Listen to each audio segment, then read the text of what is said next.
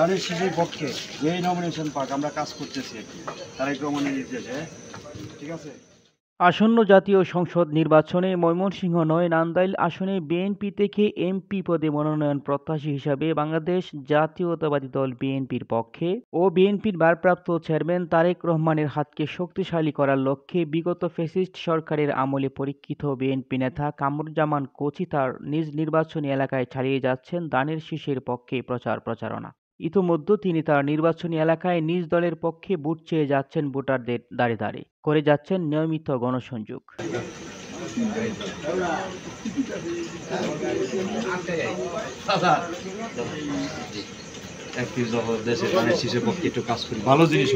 কামরুজ্জামান কোচি নান্দাইল উপজেলার ৮ নং সিংহল ইউনিয়নের বাসিন্দা। তিনি তার রাজনৈতিক জীবনে ঢাকা কলেজের সাবেক সাংগঠনিক সম্পাদক পদে দায়িত্ব পালন করেন এবং বর্তমানে কেন্দ্রীয় জাতীয় নির্বাহী কমিটি জ্যাটেবের প্রশিক্ষণ বিষয়ক সম্পাদকের দায়িত্বে রয়েছেন।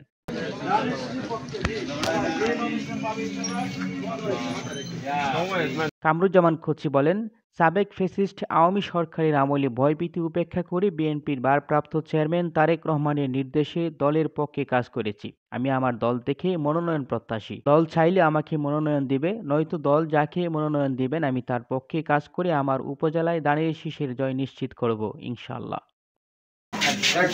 পক্ষে ইনশাআল্লাহ। নতুন কিছু না, আমরা তো বলাম। ঠিক আছে। এস মিডিয়া, আপনার পাশে সবার সাথে।